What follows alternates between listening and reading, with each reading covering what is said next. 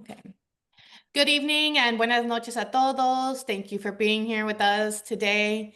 We, as members of the Houston ISD elected Board of Trustees, are meeting tonight with the goal of sharing our experiences and expertise through our questions for this month's progress monitoring report that is on Thursday's HISD Board of Managers agenda. The primary role of a school board is ensuring that student outcome goals are the top priority. Only by regularly looking at and tracking progress on what students know and can do we know if our schools are effectively preparing our students for the choice-filled lives we as a community envision for them. We will use this forum to represent our constituents to the Board of Managers and to the administration. We want to contribute to a robust dialogue around how all of our students are doing. And we want the community, the appointed board, and the administration to prioritize our students. As the elected board, our hands are tied in many ways. However, we want to empower and equip the Board of Managers by asking relevant questions about how the whole district is doing and how individual groups of students are doing.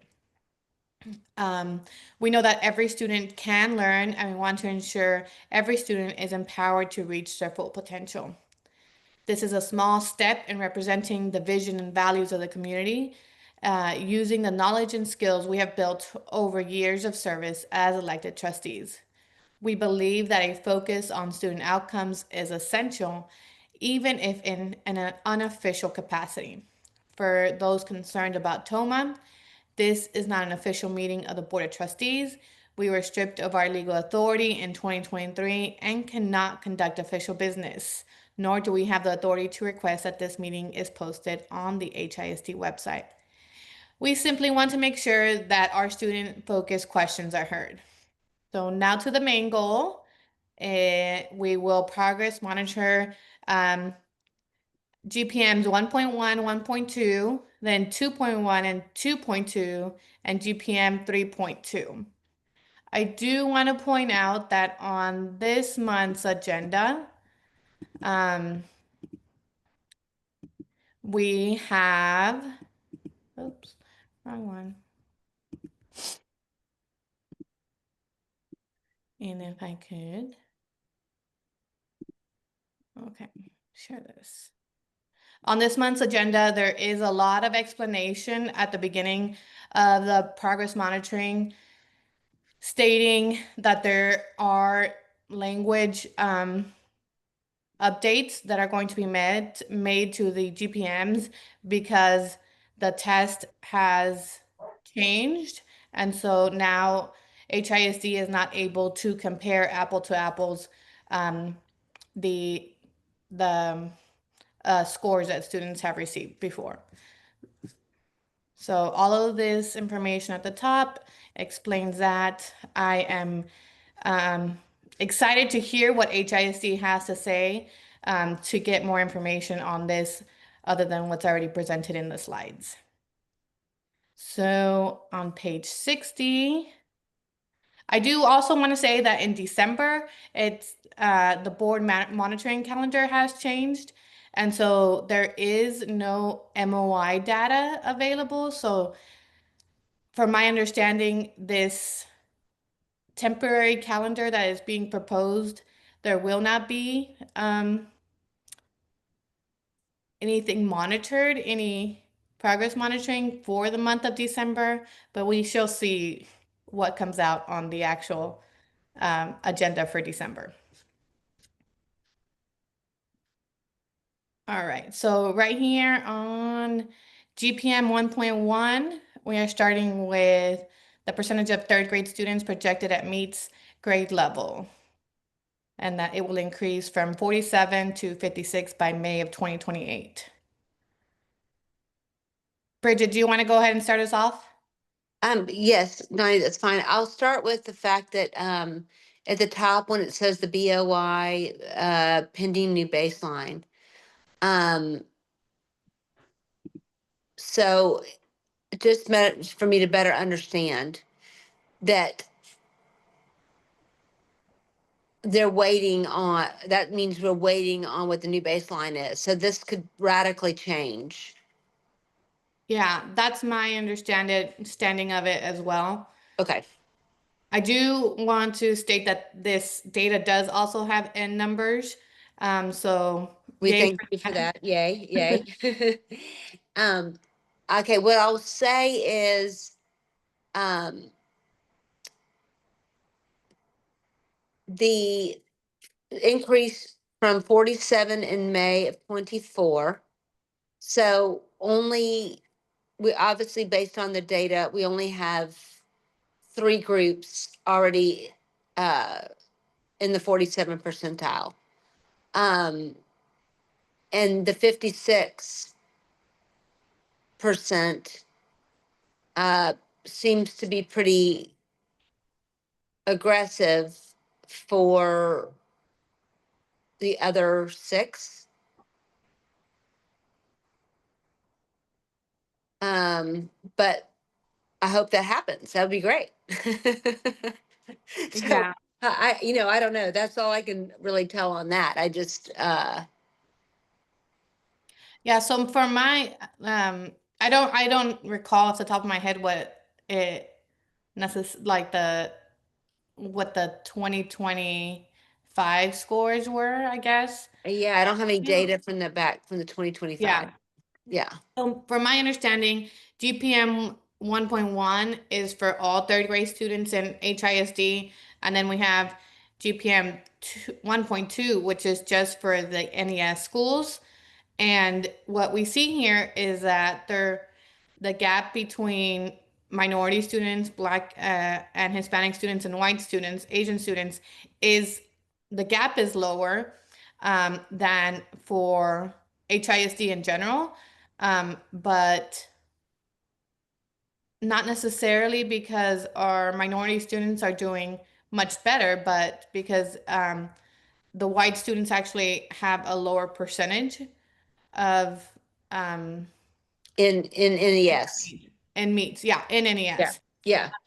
which sometimes, is projected as, hey, that the gap is lowering, but also that's not necessarily how we want the gap to minimize. We want there to be a smaller gap, but because everybody is going up. Everyone's going up. Sue, do Yep. you? I'm looking at this slide that you're on.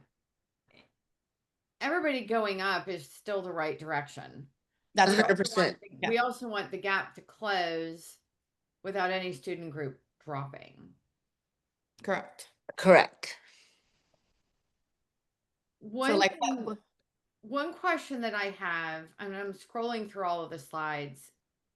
I see all this stuff about the star linking study. I think what's important for the public to understand on all this, goal progress measures are different from the goals themselves. The North Star, what an organization, what a district is really driving towards is the goals themselves. But the goals are always a lagging indicator, Mm-hmm. right? So you have to have these goal progress measures. Some other districts might call them interim goals, so that before the end of the cycle, are the strategies that the district is doing to achieve that goal, right? This percentage of students reading on grade level at the end of third grade is measured by, in our case, STAR test. Um, are they on track in the middle of the year to know they're actually going to achieve this goal or the annual target for the goal at the end of the year? And I think it's been a reasonable question on how MAP is aligned to tell you that, right? This is not the North Star. These goal progress measures are not the North Star. It's the goal itself. It's the goal I think itself. it's important for people to know that.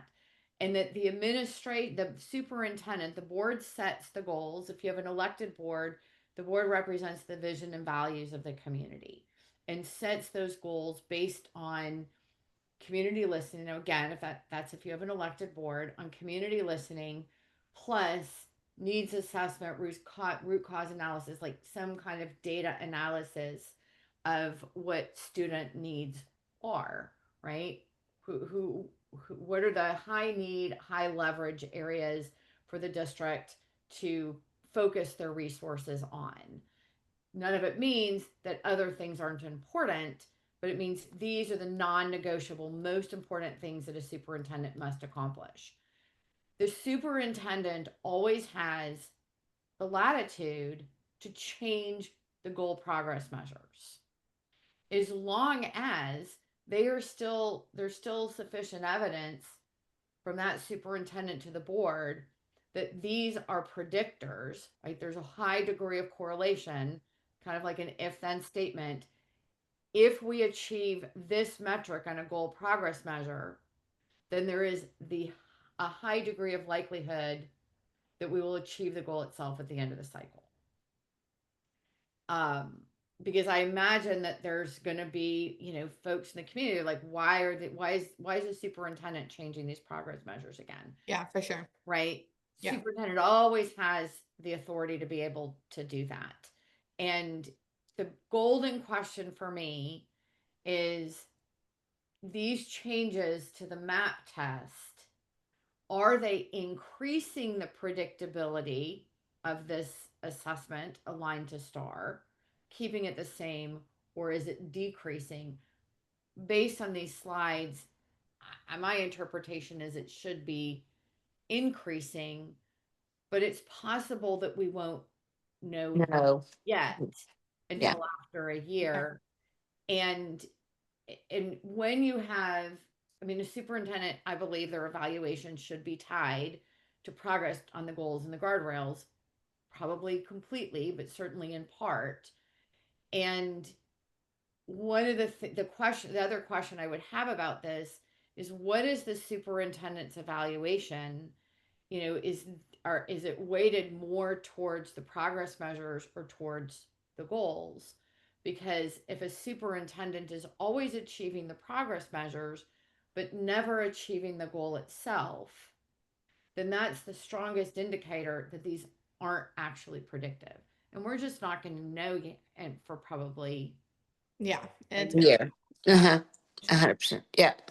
Lastly, though, do you have something, comments on GPM 1.1, 1.2 questions?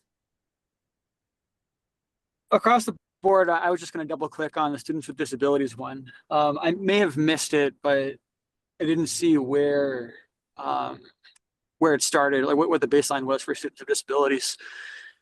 Given that in previous presentations, we've heard from the district about the level of compliance to students' individualized plans. But these outcomes are really where the rubber meets the road. So I'm curious to hear about what the strategies are for improving outcomes for students with disabilities, both in this one and my question will be the same for the preceding slides. Thank you. Now that you did bring that up, there was something that I wanted to mention on page 53. So for goal 4, one of the revisions, so 4.1 is a percentage of 4th through 8th grade, and there's no change to that. And then 4.2 is the same. And 4.3 changes to add 3rd grade through 8th grade. And then the proposed language says, recommended temporary removal due to GPM 4.1 and 4.2 already measuring growth. And then my question there would be, so 4.1 and 4.2 measure 4th through 8th grade, but not 3rd grade. So is growth being measured in 3rd grade at all? Are we just removing that measure for 3rd graders as well? But is the NWEA MAP test responded to 3rd graders the way it used to be? I don't know if that may have changed. I don't know the answer to that, but I just like the way that 4.1 and 4.2 are measuring 4th through 8th grade, but 4.3 is also measuring 3rd grade, and then which doesn't have anything to do with 4.1 and 4.2. So I feel like there's some information there for 3rd grade students in receiving special education services that can still be measured. Agree. That's a good point. Good catch. Just, there was a lot of information here. Yeah, that's a good catch. Yeah. Okay. So GPM 2.1 was a percentage of third grade students projected meets on the MAP test in math, also increasing. And it's similar to 1.1. I know Palacio said that his comments were similar. Do you have any extra comments, Bridget or Sue? No, nothing that we haven't already discussed. Sue? No, I don't. Sorry. Yeah. I guess my head shake wasn't audible. Sorry. Not necessarily looking at your face the whole time. Yeah, so similar to one Same point. here. Yeah. Awesome. Um, Actually, so there was one slide. There's so many slides in here. there's so many slides. There was one slide where sixth grade went down. Oh, yes, this one. No, it's on page 39 of the packet. Yes. Mhm. I was looking for, I mean, this isn't actually a monitoring report, I don't think. No. But I still want to know what happened in sixth grade? Why did sixth grade go down so much? I was wondering the same thing earlier. I have the note about that, but since we weren't talking about it, so I'm glad you brought it up. Yeah, and it's interesting because it's only in sixth grade Only math and not sixth grade reading. And it's district wide. Uh-huh. Yeah, what happened in sixth grade math? Yeah. And it's significant. I mean, it's 5 percentage points. It's significant. Yeah. And so anytime I see something like that, where is this happening? For whom is it happening? And what is the reason? Right? Is this a bunch of kids who had new math teachers that needed more support because they were new to teaching? Is this, Is it curriculum based in that grade level? I mean, something yes. changed in the student population somehow because the enrollment has changed, in that enrollment decline, are we losing more or fewer students in different groups? Yeah. Maybe something higher was being masked for some reason before. I mean, this is all speculative. We just don't know. I would want the administration to know. Why is this? Why is the data telling this story? For sure. Mm-hmm. I think that's a interesting something to point out and figure out, find the root cause of that. All right. We So also want to know why it's a temporary monitoring calendar, because a monitoring calendar should be fine, for the entire lifespan of the goals. They need to change, they need to adjust the monitoring calendar because of data availability. There's nothing wrong with that. It's not a temporary change, it's permanent change. They're not going to give a report in December. It's not like 3 months later they're going back in time to December and doing the monitoring report, right? So I don't get why it's that is an interesting. I thought it the same I don't think thing. there's anything inherently wrong with it. And again, it is entirely appropriate for a superintendent to recommend changes to a monitoring calendar because data is not available. Not because they didn't get a report ready, but because whoever is the owner of that, in this case, NWAA map, something's changed. Yeah. Was entirely appropriate for them to change their monitoring calendar for that reason. Yeah, I do also want to point out, just from being on the board previously, we set the monitoring calendar and it was pretty steady for the whole year. I feel like there, you did say that the superintendent can't change it, but I feel like it's changing a lot more often than we had the need to change it. Yeah. Although I will say, in regard to what's being presented, they are being transparent about those calendars. My question would be, while we're on the calendars, are they going to make sure that they're easily posted and easily accessible on the website all the time? That's something that needs to be accessible. If they're going to be changing it, then I think it behooves them to have it public. It is public now, but I'm saying just post it on the site on its, in its own little category would be my recommendation. Bridget, you raise an issue or a topic. I don't think it's an issue. Raise a topic that I think is really important. When you go to a baseball game, where's the scoreboard? Right. Scoreboard's right there in front for everybody to see. It's Yeah. not buried in the locker room, right? And what this is it's like we're looking at, how is our team HISD student, how is that team doing after each inning? Fewer innings in this baseball game, but after every inning, and it's up there on the scoreboard in front of everybody. And when I go to a school district website, that top page tells me what that school district values. When I walk into a school district administration building or into a school, that first bulletin board tells me what that school or what that school district values. And I would love to see our district put very prominent on this top homepage, check out our scoreboard, right? All of this governance stuff is buried under the school board pages. Like Yeah. you I mean, the look, monitoring calendar would give people an idea about what the school district is, like you, to your point, holds fast and true and important. And people would say, okay, I only want to tune in that month because I know that that's going to be talked about. And that applies to me and my child. I mean, that definitely gives a rubric um, for the district and for the public. yeah, there's So, nothing, there's this at a glance view all the facts at the bottom of the page of the main page. Um, like they could easily have something there, which is our scoreboard. We want this percentage of our students to be reading on third grade by the end Yeah. of this, this yeah, is our goal in special ed. And where are we right now with that little graphic yeah, and click to see our monitoring calendar of when we're next monitoring this goal. yeah. I mean, it would be easy. Wouldn't be that hard. My question, okay, back to the slides one more time. Talking about the sixth grade issue, go to page 32.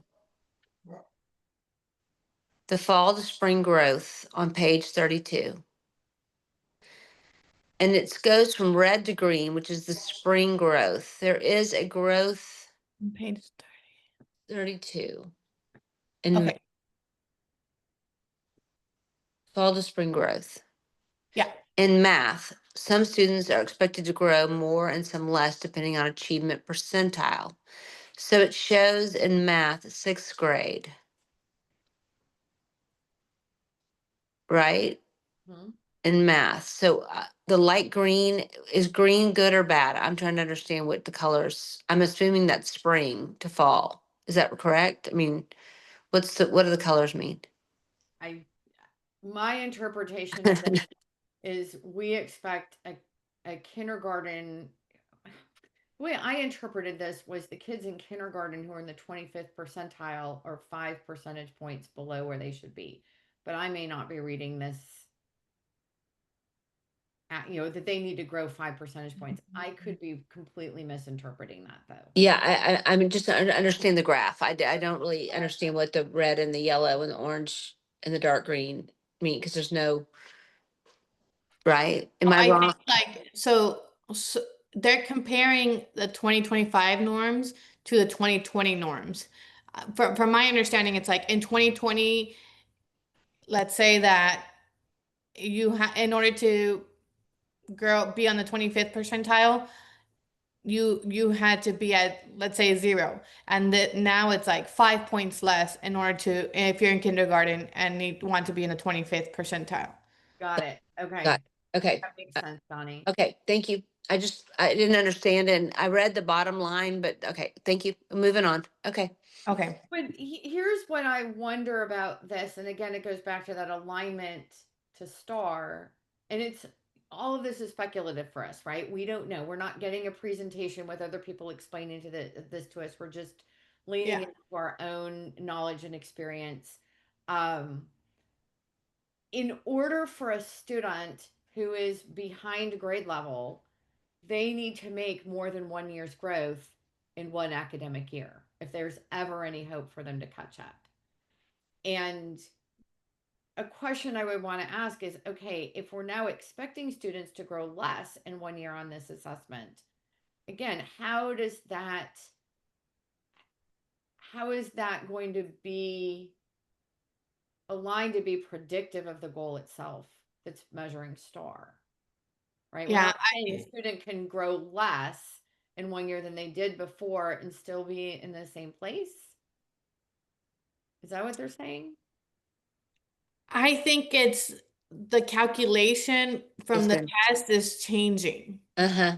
So It's gonna look less, even though it's actually a bigger because the expectations have risen. Okay. yeah, so I think this slide somewhat explains it. So you can Uh-huh. see like this the solid line is the old test and the dotted line is how it will be implement or how it will be scored now. Um and I think it just depends on each student and the grade level. I'm not sure. Yeah. I'm excited to listen to the explanation of all of this. Yeah, yeah. It's all new to me. So I read it, but it's also like, okay, I know that there's a change in how it's being um graded, and this EISA, enhanced instructional sensitivity algorithm. So depending on what the student answers correctly, how the like I guess that it determines their score and what questions they get next. They can have a better score. See, it's like they tend to demonstrate steeper growth by the spring Well, than page their BOY. 36, says that the linking study affects the projected meets metric, which is only a forecast for MAP. It does not mean that HISD students will not meet grade level expectations at EOY, but rather less students are projected to meet based on national norms. Yeah, they're setting the expectations higher nationally. Yeah, okay, so it's due to the prioritization of new grade level content. Yeah, I knew I had read it somewhere. yeah, that's exactly right. All right. But all of that, again, I feel Or like we just can speculate. Yes. yeah. Okay. Okay, real quick, Donnie, back to page 65, and we've talked about the sixth grade math. But I'll make a comment on it based on 23, 24 score to, there is a decrease, more in that 1 year, which we still are questioning why, but it's still a fair bit above what it was in 23, 24. So it still is improvement, just not to the degree that it was last year. I mean, that still didn't answer the question, but I'm just trying to look at, uh, Yeah.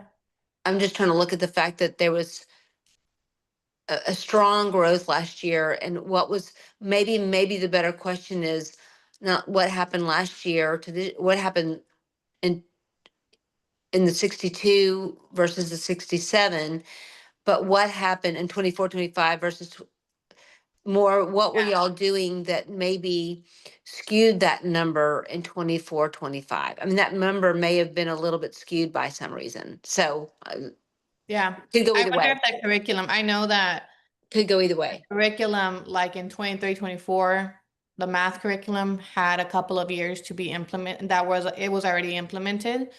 And I can't remember the name of the Mhm. curriculum, but I remember discussing it that it was finally going to go like full district.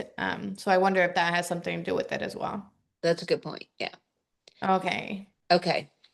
I do want to, here it goes. GPM 3.2 CTE completer status. So from my understanding on this, HISD has met their target, so they are changing the target. Mm-hmm. So yay. Yay. Yeah, I am excited about that. I love, meet your target and increase it. We want to make sure that more students are given the opportunity to complete um their CTE curriculum, I guess. But I do Mm-hmm. want to also make sure that we're giving the students who are in the CT track also the opportunity to take other advanced courses that could also lead to, college for them if that's something that they think that they want to look into. Agree.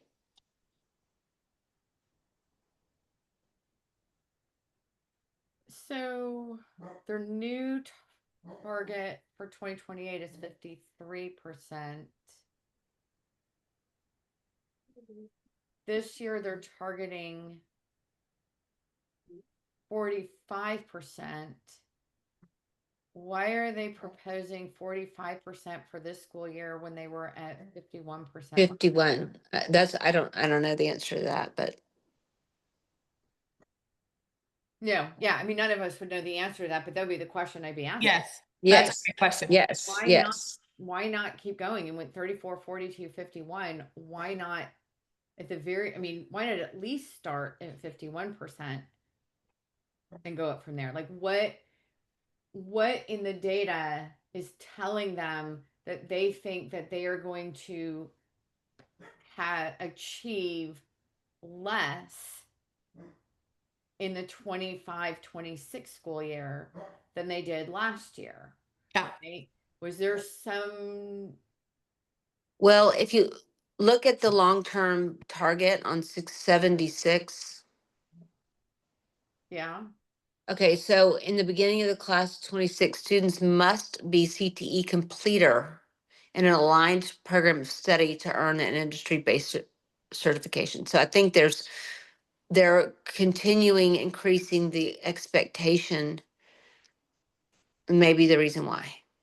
Yeah, but it also says the district saw a sharp rise in In CT CTA completer. completer rates, right, Yeah. over the past 2 years. So I know it's steadier, but I'm wondering if or maybe they know, and this is a question, maybe they know there's more on the proposed plan Gradual going, pace upward. going forward. Yeah. Are there more students in the class of 26 that, because the school years, so the 23-24 school year, there was, because this transition happened in the middle of the summer, kids were already registered for courses, kind of the inputs were mostly baked.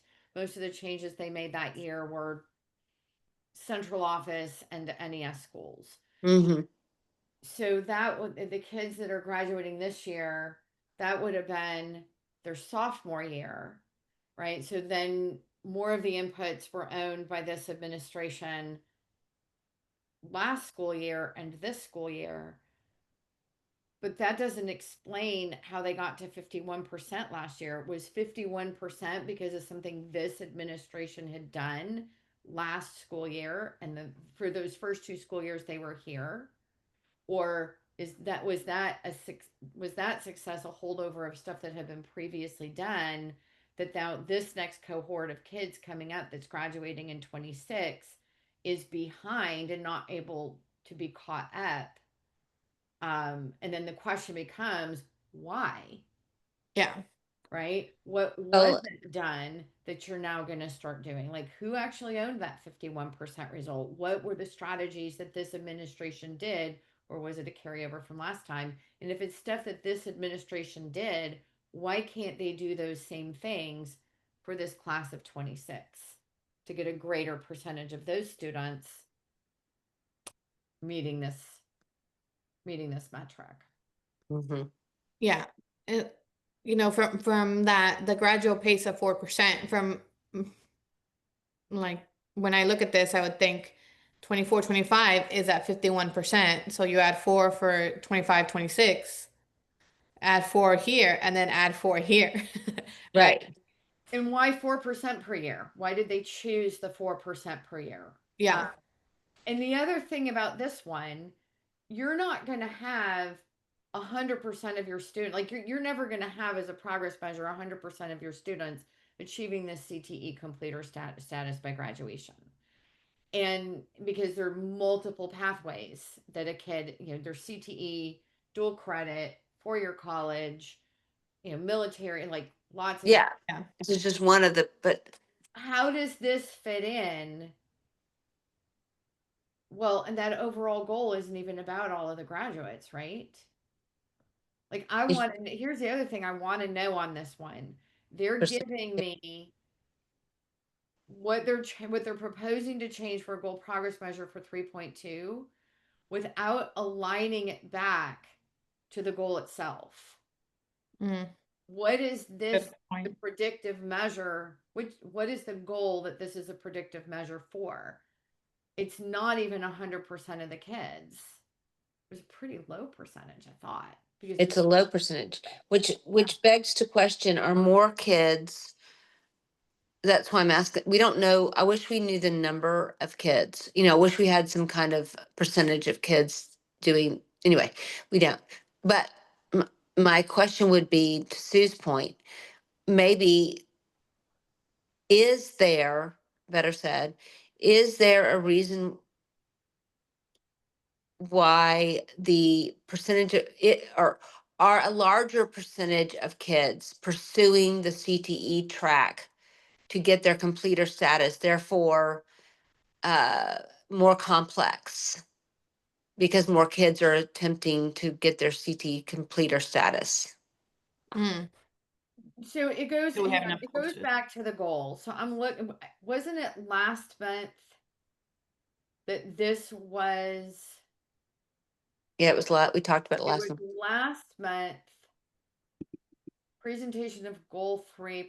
So it was this progress measure they looked at last month, and they restated goal 3: the percentage of students graduating TSI ready and with an industry-based certification will go from 11% in 22 to 26% for the 27 graduates. Mm-hmm. So what I want to understand is this progress measure 3.2. I'm not saying, so before anybody thinks I'm saying we shouldn't have more kids completing CTE programs. Why, how is increasing this progress measure to 51%? How is that going to get us to meet this goal of 26% having an IBC and being TSI ready? Because the answer to that question is it's probably not. It's only if this 51% is also TSI ready. Or Right. they say, or is the hypothesis here that we need more kids to be CTE, achieve this CTE completer status, to have a bigger pool to also be TSI ready? Or then the other question I have in that is, of the kids that So I are think the completing answer is right here. why So aren't they Yeah, it why aren't they is. working on Yeah. TSI ready? students must be a CTE completer in an aligned That's program of study to earn an IBC. that's what I said earlier. Yeah. Yeah. So they need to, so they're trying to get more kids to have this completer status. Yes. But remember, there was still this dip in the kids getting an IBC, wasn't there? Hang on, I'm looking through the data from last I thought year. it increased. Did So I it think they change beginning with the class of 2026. So the students who are they're graduating. dropping into the kids going from so what it was is there were more kids More kids. in 11th grade, but then it drops by 12th grade. So they're on track for this completer status in 11th grade, but then it's dropping in 12th grade. Mm-hmm. But if they're not achieving this CTE completer status, like here's the bigger predictor is the actual completion, not just them being on track to completing. Right. Right. Right. So what I want to know is I'm still a trustee for another month and a half. What I want to know is, why is this the progress measure and not something about completion of the kids that are on track in 11th grade actually completing it in 12th grade? Mm-hmm.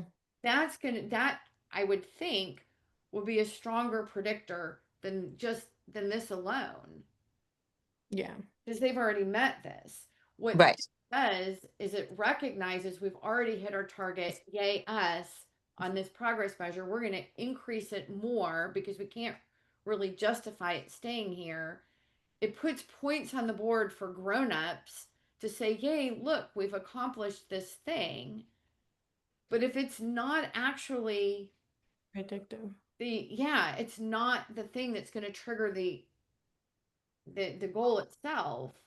Maybe instead of increasing this, they need to take this one away and replace it entirely, of the kids that are on track by the end of junior year that are actually completing it will go from here to here by here. Mm-hmm.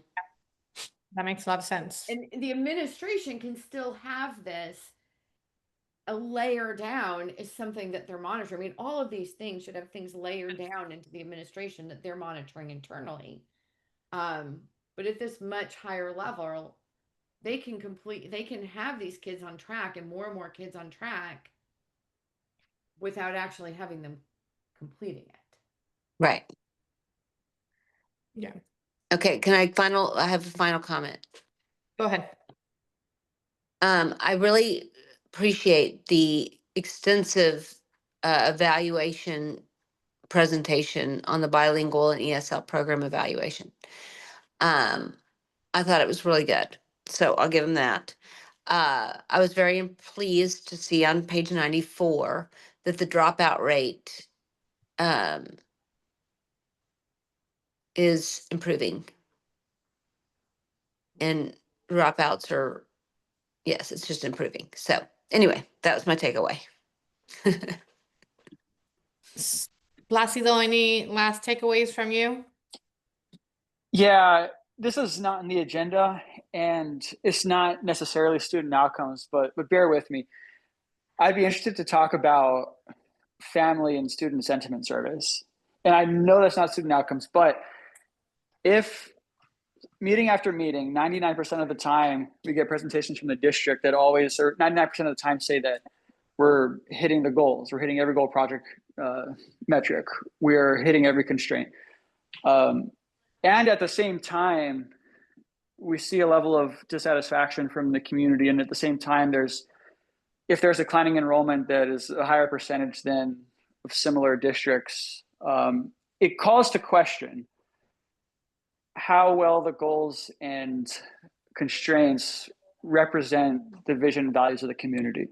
So that's my only question. I know it's not student outcomes, but I'd argue that it's related to whether or not the goals and whether or not the constraints,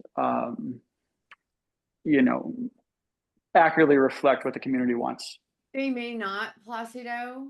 And the reason for that is, when you have an appointed board, their job is not to represent, they could choose to represent the vision and values of the community, but that's really the role of an elected board. And so there is definitely a gap there right now that I think we want to expect an appointed board to represent the vision and values of the community, but I don't think in practicality that is their charge.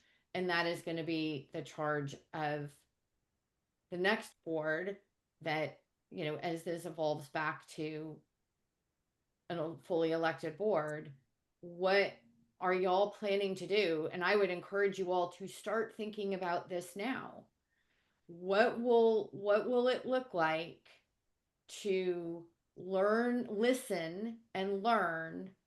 I hate that phrase. Sorry, wrong one. Mhm. But to systematically, together, like not individually in single member trustee districts, but where all of you are deciding what your methodology is going to be, to actually listen to the vision and values of the community, where no matter where a stakeholder, which meeting they go to, which with which subgroup of board members, they're getting the same information and they have the same process for providing their input so that the board can comprehend, and also in that process, who do we not normally hear from, right? We have some very strong vocal groups of people. There are a lot of families and parents and community members that we don't historically hear from. How are you going to make sure you hear from that broad swath of people, including the ones that are harder to reach and engage usually, who might not be dissatisfied with what's going on because their kid is finally reading when they weren't reading before. Exactly. Even if we might have issues about how it got there, they actually might be happy and they deserve to be heard too. Agree. And then how are you bringing that back together as a group with whomever is the superintendent with real data on what are the needs assessments of the students to make sure that, because these 5-year goals are going to hit the end of their lifespan about the time that you're back to a fully elected board. And if you guys can develop a plan that you're ready to go with on day one, that is truly a collaborative plan, you're going to suffer less whiplash as an organization, um, less likely to do what other superintendents have come in and done in the past and want to put their own stamp or undo something that somebody else did because somebody else did it, and be able to identify what do we need to hold on to, what do we need to modify, and what do we need to add and what do we need to let go based on now we get to go back to representing the vision and values of the community. But you're not, I think it's fair to want it now, but I also don't think that that's the design when there's an appointed board. And that's the basis for so much of the struggle that's happening right now. And it's been pretty clear that the appointed board hasn't demonstrated an interest in having that kind of conversation. Yeah. First of all, apologies for being off camera. I just picked up my son from daycare. But yeah, I want it now. The engagement sessions with the appointed board. But I take your point full-heartedly that we as an elected board can't force the appointed board more or less to do anything, and that's fine. And between now and when the takeover ends, it's our role, or we ought to make it our role, to figure out what the vision and the values of the community are, both from folks who go to the board meetings and speak up and those who don't, people who are satisfied with the reforms, people who are not, so that after the takeover, we are ready to go, ready to faithfully represent what the community wants. Though in an ideal world, I would strongly suggest to the appointed board to do that now. I do fully understand that we could only control what we can control. Awesome. Thank you, Thank everyone. you all. Y'all Stay safe. have a good night. Thank you. I do want to mention before you log off real quick, Trustee Okay. Wade, Yes. I did see on the audit part of this agenda that there was 10 audits completed. And just because I've been on the audit committee before, that seems a little low. So I am excited to see what that is also all about. Agree. I agree with Hopefully- you. I looked at that too. Thank you for bringing that up. Did they ever do an audit dashboard where the public can see here's what the audit plan is, here's the risk assessment? I may not be able to publicly put that risk assessment for liability risk of the district, but because you don't want to tell people where the gaps might be because that makes you vulnerable to fraud and abuse.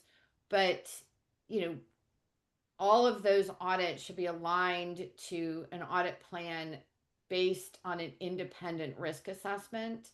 And I think the public should know when all of those audits are supposed to be complete. I think the public should have a way of being able to see, what the reports are, I think the public should know, what isn't complete, but when it's going to be complete. And then also there's always the follow-up audits, because when there's an audit that has a finding and there's a recommendation by the audit for the administration to fix something or address something, there's usually a follow-up audit to make sure that that thing was actually fixed. Because it's looking for the holes and it should be looking for the holes and vulnerabilities Yeah. to make sure that Thank you, everyone. Thank you, Donnie, for putting this together. Thank you. We Thank will y'all. see about the December board meeting, depending on what's on the agenda, since there is no progress monitoring. Oh, let's do it one more time, please. Well, we'll see what will We'll progress. see what, yeah, we'll because- see what's there. Yeah, maybe it's just a follow-up discussion on this once we find out all the, find out what HISD has to say about it, but, Or we could bring in the newly elected trustees and just do a practice monitoring of a report and Yeah. talk about it. Yeah, Right? could do Like, that. this Yeah. is what we've been doing. This is what we're looking for when we do them. And then they can continue. And I'll miss hanging out with you guys every month. Have All right. a good night. Okay, you Take care, y'all. too. Thank you, Donnie. Bye. Bye. Well, Maureen, let them supplement that. Sure, that's what I was gonna have. Thanks. We can eat it out.